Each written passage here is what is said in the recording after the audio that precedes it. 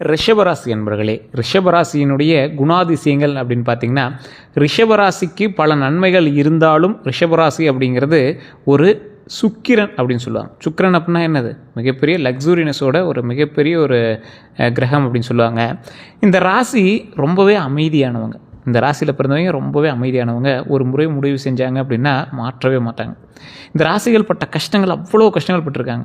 ஃபேமிலிக்காக இருக்கட்டும், எங்களோட வாழ்க்கையில இருக்கட்டும், எங்களோட திருமணத்தில் இருக்கட்டும், எங்களோட காதல் விஷயத்தில் இருக்கட்டும், குழந்தை விஷயத்தில் இருக்கட்டும், பண விஷயத்தில் இருக்கட்டும், இன்றைக்கும் கடனாளியாக தெரியக்கூடிய முக்கியமான சில ராசிகளில் ரிஷபராசி ஒன்று. என்னைக்கிடா விடிவுல கிடைக்கும், என்னைக்கிடா அதை தப்பிக்கலாம் அப்படின்னு தப்பிச்சு வாழணும் அப்படின்னு ரொம்ப ஏக்கத்தோடு இருக்கக்கூடிய ராசிகளில் இந்த ரிஷபராசி ஒன்றுங்க. பொறுமை மிகுந்தவங்க, எல்லா விஷயத்துலேயும் பொறுமை மிகுந்தவங்க. அதனாலேயே ஒரு முடிவு எடுத்தாங்க அப்படின்னா மாற்ற மாட்டாங்க. பணம் சேமிக்க தெரியும், ஆனால் அவ்வளோ சீக்கிரம் அவங்க கையில் பணம் வந்து நிற்கிறதில்ல. பண சேமிப்பு மட்டும் அவங்க பண்ணாங்க அப்படின்னா இருக்கிறதுல அவங்க தான் பெரிய ஜாம்பவான் அப்படின்னு சொல்லலாம். அழகு, லக்ஸுரி, கம்ஃபர்ட்டு, இது எல்லாமே எங்களுக்கு ரொம்ப பிடிக்கும். கம்ஃபர்ட்டாக இருக்கணும், லக்ஸூரியாக இருக்கணும், அழகாக ஒரு விஷயங்கள் பண்ணணும் அப்படின்னு ஆசைப்படுறதில் இந்த ரிஷபராசிக்காரங்க அவ்வளோ ஒரு நேர்த்தியானவங்க.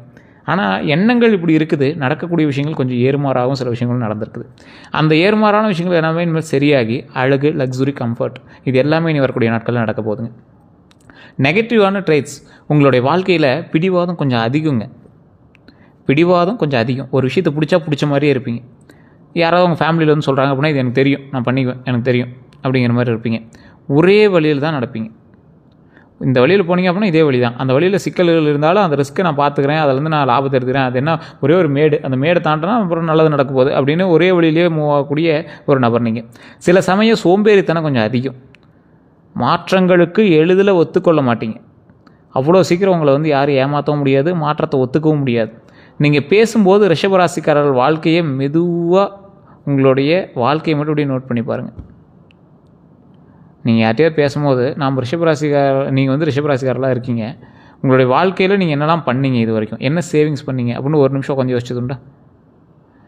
ஆனால் இந்த ரிஷபராசிக்காரர்களை பற்றி பல பேர் வந்து நோட் பண்ணுவாங்க. உங்களோட கூட இருக்கிறோம், நீங்கள் பெரிய வளர்ச்சி வளர்ந்த மாதிரி உங்களுக்கு தெரிஞ்சிருக்காது. ஆனால் அவங்க கூட இருந்தவங்க உங்களுக்கு நோட் பண்ணுவாங்க. ஓ, நீ வீடு கட்டிட்டியா, நீ கார் வாங்கிட்டியா, நீ வந்து அதை பண்ணிட்டியா கந்திஷ்டி வைப்பான். இந்த அளவுக்கு வாழக்கூடிய நபர்கள் தான் இந்த ரிஷபராசி என்பவர்கள். வாழ்க்கையில் அவங்க வந்து படாத கஷ்டம் கிடையாது. சந்தித்த கஷ்டங்கள்லாம் ரொம்ப அதிகம். அதுலேயும் அதிகமாக இங்கே வந்து ரொம்ப அப்செட்டான விஷயங்கள் உறவுகளில் துரோகம். மிகவும் நம்பிக்கை வச்சவங்களை ஏமாற்றிருப்பாங்க. ரொம்ப நம்பிக்கை வச்சுருப்பீங்க. அவங்களாக இருக்கலாம், அவளாக இருக்கலாம், அவர்களாக இருக்கலாம். நிறைய பேர்கிட்ட நீங்கள் வந்து ஏமாந்துருப்பீங்க. அது குடும்ப உறவுகள் தான் ஃபஸ்ட்டு. அது பண விஷயமாக கூட இருக்கலாம். பண நஷ்டத்தை அதிகமாகவே அனுபவிச்ச ராசிகள் ரிஷபராசி ஒன்று. ஆரம்பத்தில் பணம் சேமிக்க கஷ்டம், தவறான முதலீடுகள் கொஞ்சம் அதிகம். ஸோ இந்த விஷயத்தில் சேமிப்புக்காக அதை பண்ணணும், பணம் சம்பாரிச்சே ஆகணும் அப்படின்னு அதில் போய் நீங்கள் வந்து லாஸ் ஆனது, கையிலேருந்து விட்டது தான் அதிகம். அதனால் கடனாளியானது தான் அதிகம். நீங்கள் தாமதமான வெற்றி, எல்லாமே லேட்டாக தான் கிடைக்கும், ஆனால் நன்மையாக கிடைக்கும். அப்படிங்கிறதுனால கொஞ்சம் பொறுமையாக நிதானமாக ஹேண்டில் பண்ணிங்கன்னா வாய்ப்புகள் கொஞ்சம் அதிகமாகவே இருக்குதுங்க. ஆனால் கிடைத்த பிறகு நிலைத்திருக்கும். கொஞ்சம் லேட்டாக தான் கிடைக்கும், ஆனால் கிடைச்சதுக்கப்புறம் நிலைத்திருக்கும். இப்போ நடுவில் உங்களுக்கு கொஞ்சம் கிடைச்சிருந்தாலும் அது வந்து ரொம்ப ஸ்ட்ரகிளாக தானே கிடச்சிருக்கு. ஆனால் இந்த விஷயங்கள் வந்து உங்களுக்கு கிடைச்சாலும் கிடைச்ச பிறகு நிலைத்திருக்கும். குடும்ப சுமைகள், குடும்பத்திற்காக சாக்ரிஃபைஸ் பண்ணுவாங்க.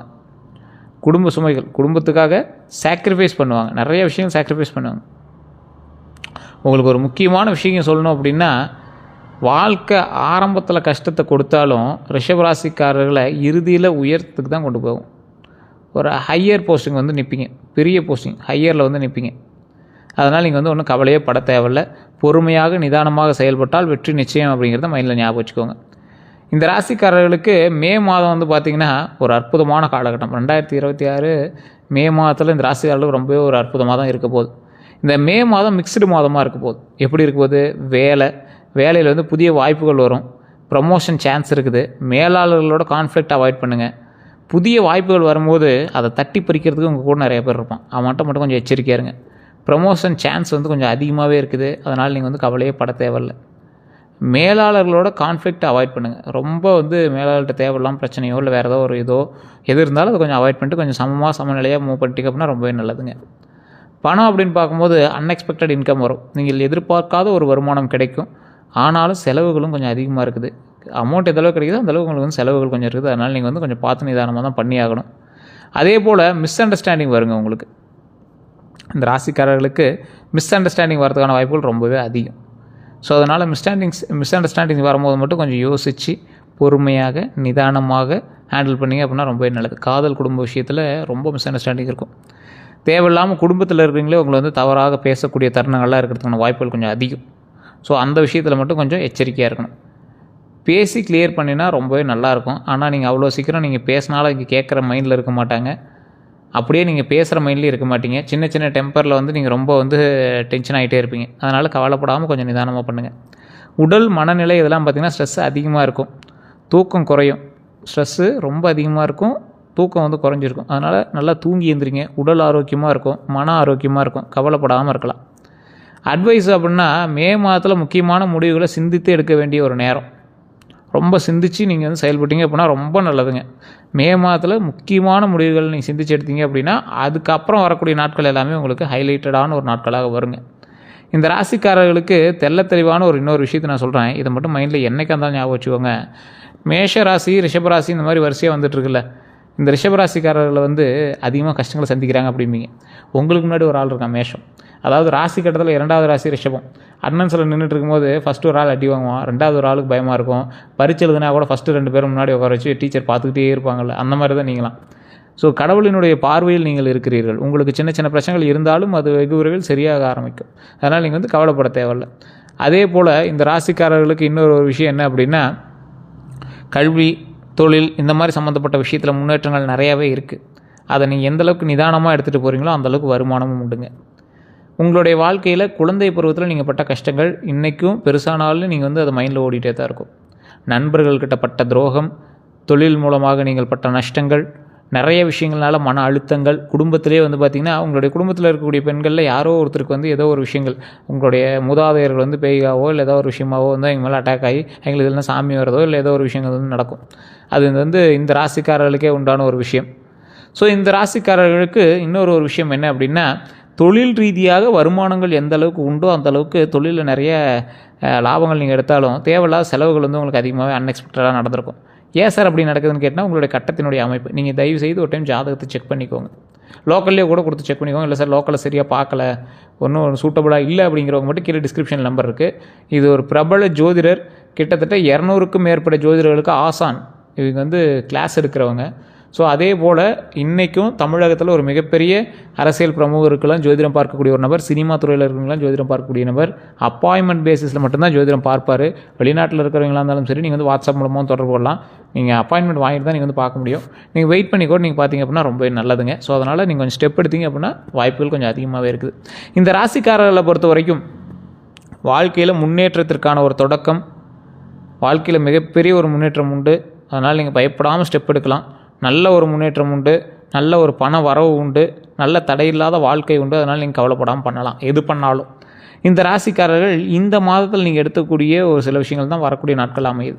சார் நிறைய பேர் மேஷராசிக்கு நிறையா சொல்கிறாங்க, சார் இந்த வருடம் சித்திரை தமிழ் புத்தாண்டு பிறந்ததுலேருந்து நல்லாயிருக்கும் அது இதுங்கிறாங்க. எப்படி இருக்க போகுது அப்படின்னு கேட்டிங்கன்னா, எல்லோரும் சொல்கிற மாதிரி மேஷராசி வந்து ஓவராலாக சொல்லிட முடியாது, இந்த ரிஷபராசி வந்து ஓவராலாக சொல்லிட முடியாதுங்க. அதாவது நான் வந்து ரிஷபராசிக்கு சொல்கிறேன், ரிஷபராசி வந்து ஓவராலாக சொல்ல முடியாது. ஏன்னா ரிஷபராசியில் இப்போ எத்தனை கோடி பேர் இருப்பான்? உங்கள் தெருவில் பார்த்தா எத்தனை பேர் இருப்போம், உங்கள் ஊரில் பார்த்தா எத்தனை பேர் இருப்பான், உங்கள் மாவட்டத்தில், உங்கள் நாட்டில், உங்களுடைய கண்ட்ரியில் பார்த்தா எத்தனை பேர் இருப்பான்? ஸோ அத்தனை கோடி பேருக்கு ஒரே மாதிரி நடக்கிறது இல்லையா? ஏன் அப்படின்னு கேட்டால், உங்களோடு பிரயாணிக்கக்கூடிய மற்ற ராசிகளும் அதோட பேச ஆரம்பிக்கும். உங்களுடைய கணவனோ மனைவியோ, உங்களோட கூட பிறந்தவங்களோ, உங்களோட குழந்தைகளோ. அது மட்டும் இல்லாமல் நீங்கள் வந்து ராசியில் மட்டும்தான் ரிஷபம். உள்ளே இன்னும் நிறையா இருக்குல்ல, இந்த சாபுத்தி வேறு, நட்சத்திரம் வேறு, லக்கினம் வேறு, நிறைய உள்ள வேரியேஷன் இருக்குல்ல, அதெல்லாம் தாண்டி தான் நீங்கள் வந்து பார்க்க முடியும். அதனால் நீங்கள் கவலைப்படாமல் நிதானமாக பொறுமையாக செயல்பட்டீங்க அப்படின்னா வெற்றி நிச்சயம் அப்படிங்கிறத மைண்டில் நல்லா ஃபிக்ஸ் பண்ணிக்கோங்க. இந்த ராசிக்காரர்களுக்கு இன்னொரு விஷயம், தெளிவான ஒரு விஷயம் என்ன அப்படின்னா, ராசிக்காரர்கள்லேயே கஷ்டங்களை அனுபவித்து மறுபடியும் மீண்டு எழுந்து நிற்கக்கூடிய ராசி யார் அப்படின்னு பார்த்திங்கன்னா இந்த ரிஷபம் தான். எவ்வளோ பெரிய கஷ்டப்பட்டாலும் மறுபடியும் மீண்டு எழுந்து நின்று பேசுவாங்க. அந்தளவுக்கு ஒரு ராசி இந்த ரிஷபம் தான். இந்த ராசிக்காரர்கள் எப்பேற்பட்ட கஷ்டத்தையும் தாங்குவாங்க அப்படிங்கிறதுனாலே கடவுள் எங்களுக்கு நிறைய வந்து வச்சு செஞ்சுருப்பார். ஸோ அடுத்த 12 நாட்கள் எப்படி இருக்க போகுது, 1 to 3வது நாள் வரைக்கும் நல்ல தொடக்கமாக இருக்க போகுது. இதை பண்ணலாம் அதை பண்ணலாம் அப்படின்னு ஒரு ஐடியா இருந்தது அப்படின்னா அந்த ஐடியாவை இம்ப்ளிமெண்ட் பண்ணுறதுக்கு முன்னாடி பிளான் பண்ணுங்கள். அதுக்கு ஒரு நல்ல தொடக்கம். புதிய வாய்ப்புகள் அந்த 3 நாளில் உங்களுக்கு கிடைக்க ஆரம்பிக்கும். அதை இம்ப்ளிமெண்ட் பண்ணுறதுக்கான வாய்ப்புகள் உங்களுக்கு கிடைக்க ஆரம்பிக்கலாம். ஒரு கடனை அடைக்கலாம்னு நினைக்கிறீங்க, அதுக்கு வேறு ஏதாவது ஒரு சொல்யூஷன் தேடுறீங்க, வட்டி அதிகமாக இருக்கிறத மாற்றிட்டு வட்டி கம்மியாக இருக்கிறத சரி பண்ணலாம்னு நினைக்கிறீங்கன்னா அதில் ஒரு நல்ல ஒரு தொடக்கம் உண்டு. அதே போல் சின்ன சின்ன தடைகளில் எப்படி ஃபில்டர் பண்ணலாம், அந்த பிரச்சனையெல்லாம் எப்படி தாண்டலாம், தடைகள் வந்தால் பயப்படக்கூடாது, தாண்டலாம். அன்னெசரி ஆர்கியூமெண்ட்ஸை அவாய்ட் பண்ணுங்கள். அன்னெசரியாக ஆர்கியூமெண்ட்ஸ் இருந்துச்சு அப்படின்னா அதை அவாய்ட் பண்ணுங்கள். சின்ன சின்ன தடைகளை அவாய்ட் பண்ணுறீங்க, அன்னெசரி ஆர்கியூமெண்ட்ஸ் அவாய்ட் பண்ணுறீங்க. இது எல்லாத்தையுமே கொஞ்சம் கொஞ்சமாக பண்ண ஆரம்பிச்சிங்க அப்படின்னா ஈஸியாக வந்து அப்படியே டேக்கிள் பண்ண ஆரம்பிச்சிடலாம்.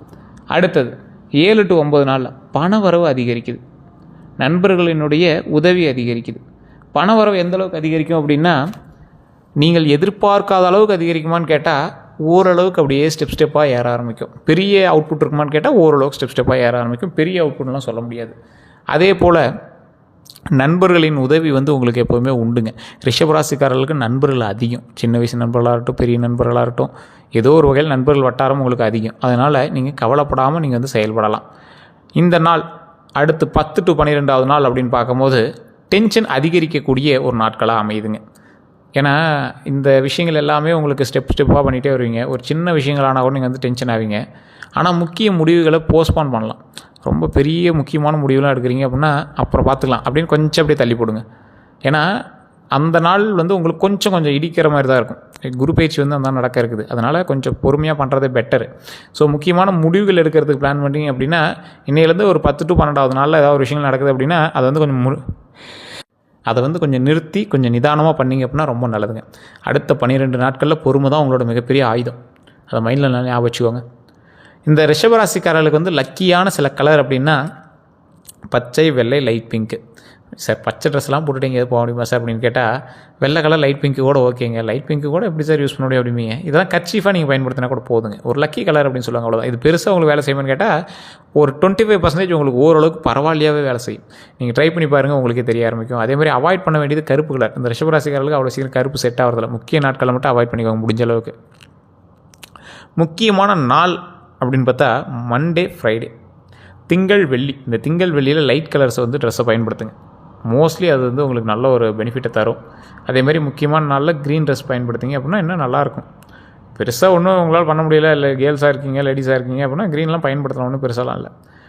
ஜென்ஸாக இருந்தீங்கன்னா கூட லைட் க்ரீன் ட்ரெஸ்லாம் போட்டிங்க அப்படின்னா நல்லா தான் இருக்கும், ஒன்றும் பெரிய இதெல்லாம் இல்லைங்க. அதே மாதிரி எது சிறந்த நாட்கள் அப்படின்னு பார்க்கும்போது லக்கி டேஸ் அப்படின்னு பார்த்திங்கன்னா வெள்ளிக்கிழமை, சுக்கிரனுடைய நாள். உங்களுக்கு சுக்கிரன் தான் அதிபதினு முன்னாடி சொல்லிட்டேன். சுக்கிரன் வந்து லக்ஸூரிக்கான ஒரு கடவுள். அதே மாதிரி திங்கக்கிழமை மாதத்தினுடைய நிலவினுடைய நாள், சந்திரனுடைய நாள். நல்ல ஒரு அமைப்பை தரக்கூடிய ஒரு நாட்களாக அமையும். உங்கள் லக்கி நம்பர் அப்படின்னு பார்த்தீங்கன்னா 629ங்க. 629 இந்த நம்பர் நீங்கள் பயன்படுத்தினீங்க அப்படின்னா நிறையா விஷயத்தில் வந்து லாபகரமான சில விஷயங்கள் நடக்கிறதுக்கு வாய்ப்புகள் அதிகமாகவே இருக்குதுங்க. அதே மாதிரி லக்கி டைம் காலையில் 6 to 9, மாலை 4 to 6. இந்த டைமில் வந்து மிகப்பெரிய லக்கியான விஷயங்கள் நிறையவே நடக்க இருக்குதுங்க. அதனால் நீங்கள் வந்து கவலைப்படாமல் நீங்கள் வந்து செயல்படலாம். யாருக்கிட்ட சார் நீங்கள் எச்சரிக்கையாக இருக்கணும் அப்படின்னு ஒரு விஷயம் இருக்குல்ல, கவனமாக இருக்க வேண்டியவங்க முக்கியமாக உங்ககிட்ட அதிகமாக ஸ்வீட்டாக பேசுகிறவங்கக்கிட்ட. சார் ரொம்ப நல்லவன் மாதிரி பேசினான் சார், அவன்லாம் இப்படி பண்ணுவான்னு நான் எதிர்பார்க்கவே இல்லை சார், ஆனால் பார்த்தா அவன் தான் சார் அதில் முக்கிய காரணமாகவே இருக்கான். அப்போல்லாம் நீங்கள் நினைக்கக்கூடிய சில நபர்களில் இந்த நபர்கள்லாம் ஃபஸ்ட் லிஸ்ட்டில் இருப்பாங்க. சடன் பிஸ்னஸ் ஆஃபர்ஸ் கொடுப்பாங்க. டேய் இதை பண்ணுறா, உனக்கு வந்து பயங்கர லாபம் வரும், பண்ணி பாடுறா அப்படிம்பாங்க. நீங்கள் அதை கொண்டு போய் நம்பி பல லட்ச ரூபா, பல ஆயிரம் ரூபா, பல கோடி ரூபா பணம்லாம் இன்வெஸ்ட் பண்ணுவீங்க. ஆனால் ஃபைனலாக வந்து பார்த்திங்கன்னா அவன் பெரிய ஆளாக தான் இருக்கான், உங்களுக்கு மட்டும்தான் அப்படி மாறிடுச்சு சார், உங்களுக்கு சார் அப்படின்ட்டு போயிடும். அவன் மாட்டவும் மாட்டான். ஏன்னா நீங்கள் தான் அதில் வந்து எல்லாம் பிஸ்னஸ் கையெழுத்து போட்டிருப்பீங்க, பணத்துக்கு போட்டிருப்பீங்க. நீங்கள் மறுபடியும் சட்டவிரோதமாக பண்ணிட்டீங்கன்னு உங்களை இது பண்ண ஆரம்பிப்பாங்க. நீங்கள் மறுபடியும் அவனை தொலைவிட்டு போய் அடிக்கிறதுக்கு போவீங்க. இந்த மாதிரி விஷயங்கள் தான் நடக்க ஆரம்பிக்கும். பழைய நண்பர்கள், மணி மேட்டர்ஸ். நல்ல நண்பனாக இருந்தால் மணி பிரச்சனைனால தேவையெல்லாம் மாட்டிட்டு இருக்கிறதா இருக்குது, இந்த மாதிரி விஷயங்கள். ஸோ மணி மேட்டரில் கொஞ்சம் ஜாக்கிரதையாக எச்சரிக்கையாக இருங்க. அதே மாதிரி வேலை இடத்துல கொலீக்ஸு ரொம்ப வந்து நம்பிக்கையாக இருங்க.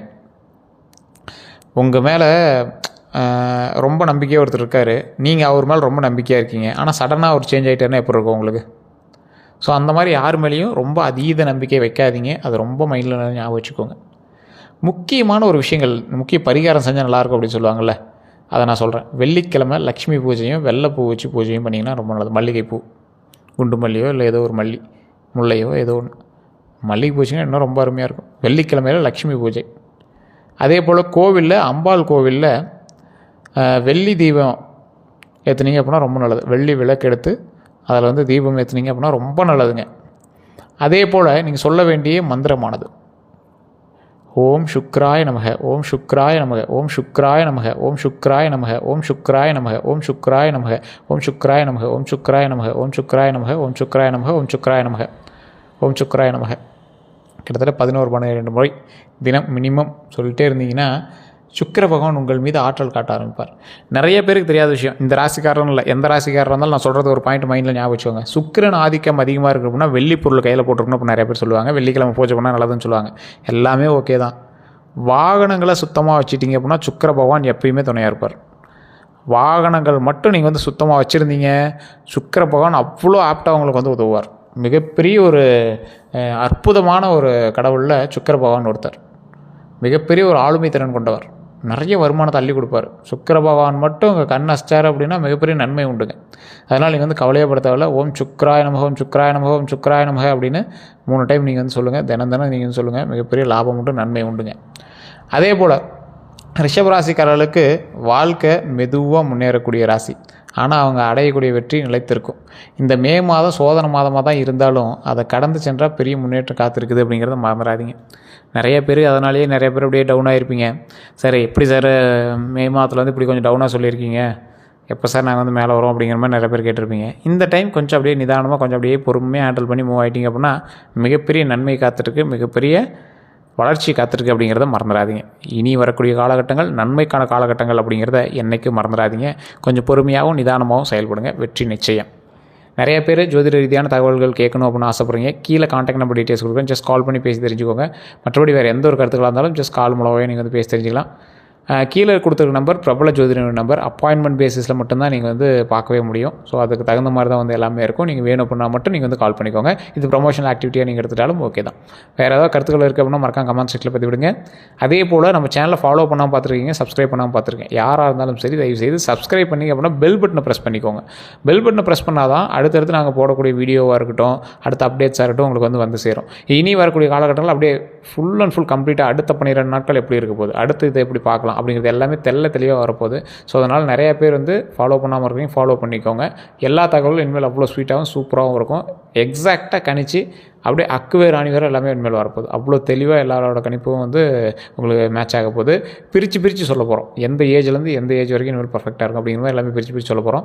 உங்களுக்கு இது உதவும், கண்டிப்பாக பயன்பெறும். அதனால் ஃபாலோ பண்ணிட்டு சப்ஸ்கிரைப் பண்ணிக்கோங்க. எல்லோருக்கும் நன்றி நண்பர்களே. உங்களோட நண்பர்களுக்கு மறக்காமல் ஷேர் பண்ணுங்கள். ரிஷபராசிக்கார நண்பர்கள் உங்களுக்கு நிறைய பேர் இருப்பாங்க, அவங்களை கண்டிப்பாக இதை பகிருங்க. நன்றி நண்பர்களே.